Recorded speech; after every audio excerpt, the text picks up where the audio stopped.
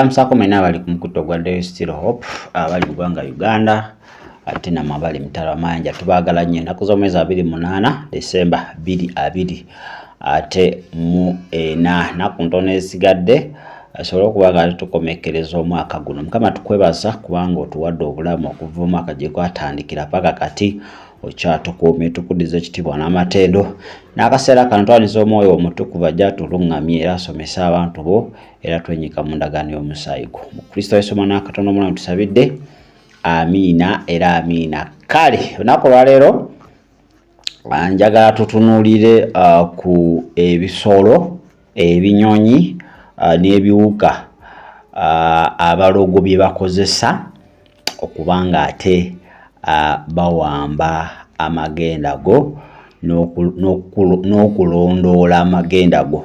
Naddala nga guno omwaka guggwako babikozesa nnyo omwaka nga guggwako. So bino ebisolo tulina okubeera nga tetubyegendereza nnyo babikozesa nnyo. Ebimu tubeera nabyo ewaka, ebimu bya mu nsiko, ebimu byewalula, naye webijja nnyo mu birooto byo wano tandika okuba nga ate obiraba buli ssaawa byonna woyitira ewaka ewuwo olina okuba nga weegendereza.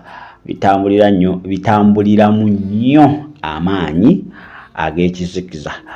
Kyakuwa ebyawandiikibwa ebyogera ku ddogo olina okuba nga obisoma weegendereza. Eddogo gye lirimu abawakana nti teririyo, gye riri, naye ate ekisinga byonna nti ate tulina ow'amaanyi asinga byonna ye Mukama waffe Yesu Kristo. Kale ndowooza ekisookera ddala ekiwuggulu. Ebiwuggulu mwenna mubimanyi.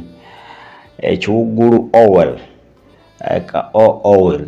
Ekiwuggulu kasa kitero ekijja ku nnyumbayo kikabira kumpi naawe, kasa kirota mu birooto si kirungi. Betwalinga bato nga bagamba kibika naye nga kitambuliramu eddogo ate n'abasamize beefuula ebiwuggulu kuba sitaani asobola okwefuula ekintu. Baagala nnyo okwambala omubiri gw'ekiwuggulu. So ekiwuggulu si kya bulijjo kasita okiroota oba kasita kitandika okuba nga ate kijja oba nga kikaabira mu maka go oba ne ku kyalo.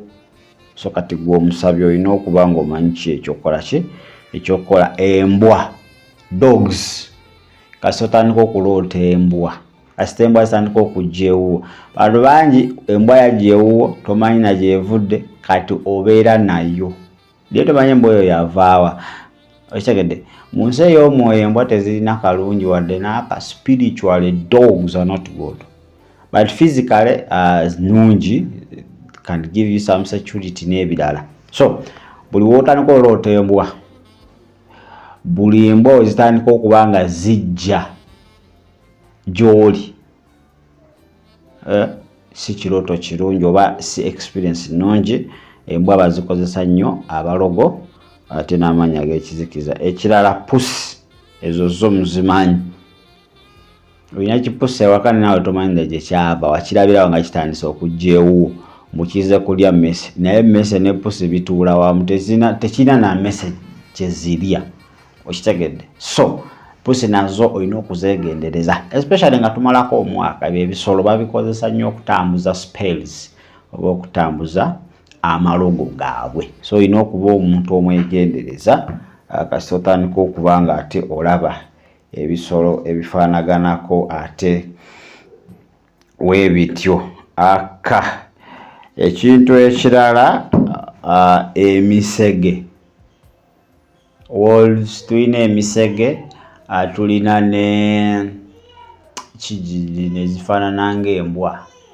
Size emisege gyennyini, ebifaanana ng'embwa bino ebibe n'emisege nabyo si birungi kasita otandika okuba nga obiraba mu birooto oba nga obisisinkana. Kiro kyakyo olina okwegendereza bye biyenje, cockroaches. Abantu abamu ewaka tulinga abalina factory, tula ebiyenje biyitawo biyisi, oguze buli ddagala teritta. Birina season, bigira n'ebibulamu aye ne bikomawo ebeera biyitirivu. Tulina okwegendereza ebiyenje si birungi okubiroota. Ebyenje si birungi okubeera ewaka. Abasamize babikozesa nnyo okuyisizaamu amaanyi gaabwe ag'ekizikiza oba okubaako ekintu kyonna kye bakola okusobola okuba nga ate bakuhaaminga oba okuwamba amagenda ago naddala mu guno omwaka nga guggwako. Emmese rats nazo olina okuba ng'ozeegendereza. Rats mulina emmese eziseka n'okuseka ewaka. Nabagamba nti otwali tukyakolera omubi nga we could nga tusobola okuba nga tufuuka ebintu ebifaanaganako bwe bita emmese. Olaba emmese waka kumbe ba agenti bennyini abawedde emirimu ne bajja ne basipayinga buli kye baagala ne baketta ne bakola buli vulugu waabwe nga n'otega emmese ne zirya ne wataba wadde gy'olaba efudde, so teziba za bulijjo. So emmese nazo abalogo oba abasamize bazikozesa nnyo. House flies, ensowera. Tumanyi ensowera zibeera abantu abakyafu, waliwo ebintu ebivundavunda, ebintu ebiwunyawunya wezibeera. Naye zino ensowera ezikozesebwa abalogo ne waba nga tewali kantu kasobola kusikiriza nsowera kujja, ensowera zirabira awo nga zizze. So ensowera n'enjuki mu Luganda bagamba mwoyo wa namuzinda. Si mwoyo mulungi, by the way. Those are evil forces. So ensowera nazo olina okuba ng'ozeegendereza akasita atandika okuba nga ate oziraba ate nga ziyitiridde oba mu birooto oba mu buliwo. Ekirala scorpion, enjaba. Scorpion, enjaba. Zikwe twali tukyali bato batugamba enjaba weekuluma towona. Enjaba kasita ekuluma towona. Bwe batugambanga towona kasita ekuluma terina ddagala. So enjaba si nyangu za kulaba, by the way, ziri rare.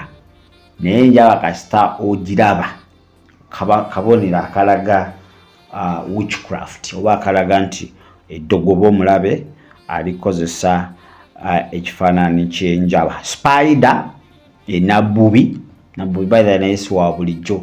Era nabbubi wabanga yalemera mu nju oyo omwoyo wa kusibibwa, spirit of bondage, mwoyo wa kusibibwa. So nabbubi naye tulina omweganiriza. Bats, obuwundo.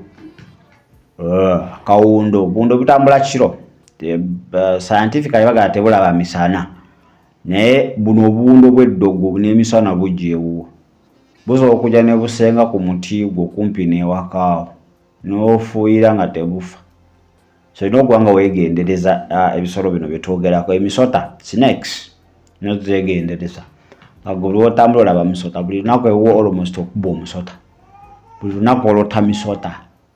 So n'ebisota tulina okuba nga tugyegendereza nnyo omulabe agikozesa. Ekirala tujja kwogera ku wolf, lady ants, ensanafu. Ensanafu nazo si nnungi. Ziba nga zezingiridde ewuwo n'ozigoba leero enkya ne zijja, n'ozigoba ne ziyisawo nnaku bbiri ne zijja. Ensanafu nazo zitegeeza kulumbibwa, maanyi ga kizikiza. So ensanafu nazo si nnungi, olina okuba ng'ozeegendereza. Era we zirumbira ziti manya wandibaawo wandibaawo eddogo ate omulabe eryapanga ate eri obulamu bwo. Foxes nzikugambye. Tulina bees, enjuki nazo olina okuba ng'ozeegendereza. Nazo si nnungi, wadde waliwo eziri nnomo ne waliwo enjuki ezitali nnomo. Zo kasita zizindawo eziti pu, ebintu biyinza obutatambula bulungi. Butterfly, ebiki ebiwojjolo.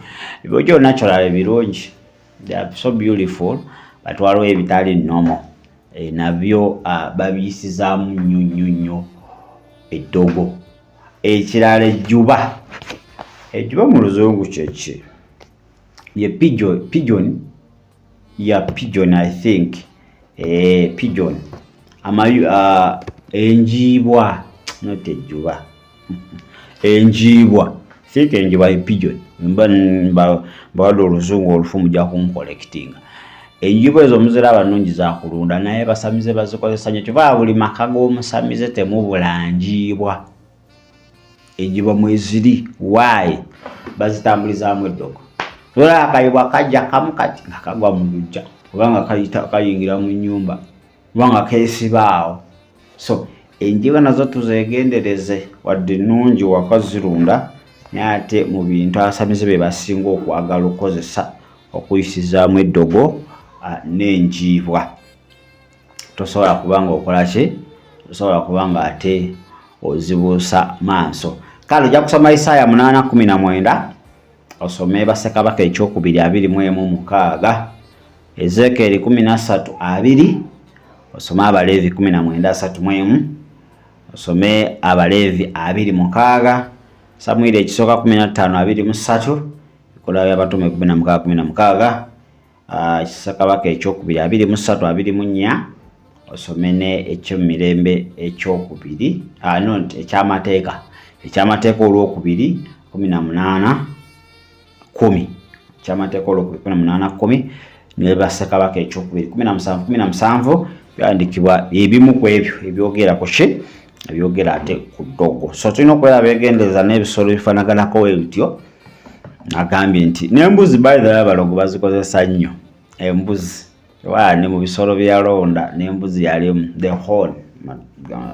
So embuzi nazo tulina ozeegendereza wadde tubeera nazo waka naye kale nazo sometimes bazikozesa.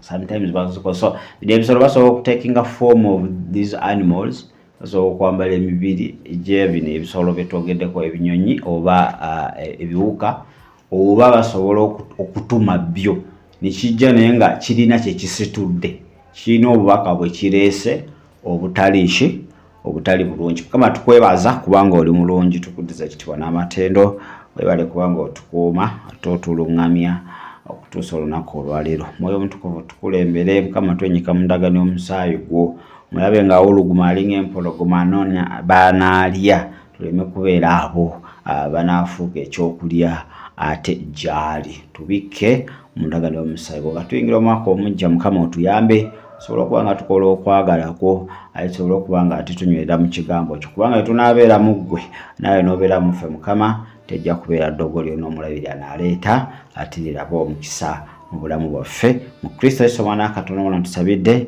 amiina. Kanetolemu katono tukomawo mbalage otegeera otya nti omuntu yenna yatwala ekifaananyi kyo omusamize. Oba otegeera ati omuntu ali kukozesa ekifaananyi kyo mu ddogo, nti yatwala eddogo ekifaananyi okukuloga, otegeera otya? Ngenda kuwa obubonero obulaba n'okuba nga ate ogwa ku mavivi go ate osobola okuba ng'osaba. Baagala nnyo, beere bulungi ate era mweraba.